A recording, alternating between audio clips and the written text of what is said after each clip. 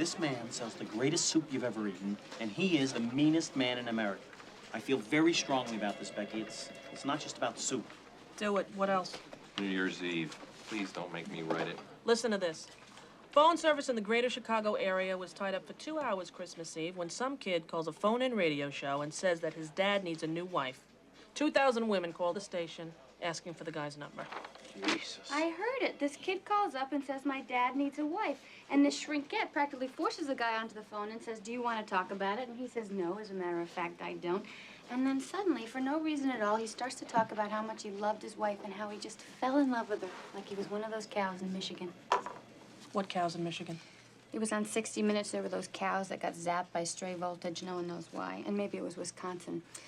But anyway, I was listening to him talk about how much he loved his wife, and suddenly I was crying. It's like what happens when I watch those phone company ads. I don't have to see the whole thing, just the part where the daughter gives the mother the refrigerator with a big red bow on it. Yes, the Polaroid commercial. 2 5-year-olds at their grandfather's birthday party. They're making the album. Oh, with all the glue. That kills me. You should write something about this. About what?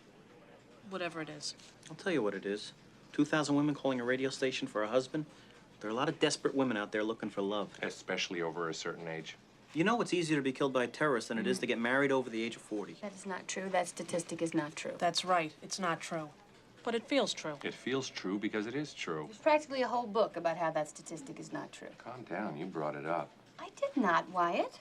Did you even read that book? Did anybody read that book all the way through? Are you two finished? Fine, now, where were we? If someone is a widower, why do they say that he was widowed? Why don't they say he was widowered? I was just wondering. What was that about up there? What was what?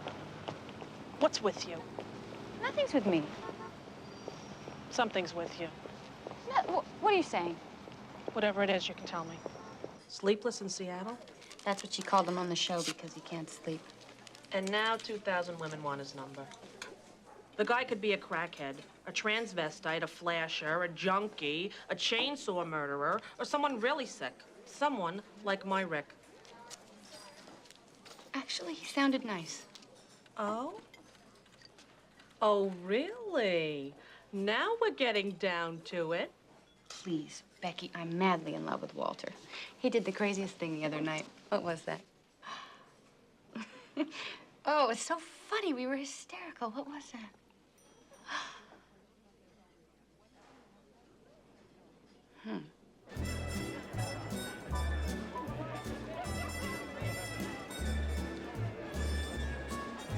You know, I'm thinking, I've got to go up to Boston for the AAB convention, right?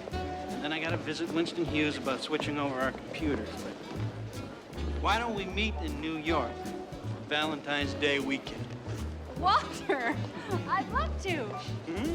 We can stay at the plaza, Ice skate in Central Park? register, Register? you know, for dishes, glasses, silver, everything. Hmm? How about it? I'll take you to Chinatown for dim sum. Does it have wheat in it? I don't think so. Dim sum, doobie-doo-ba.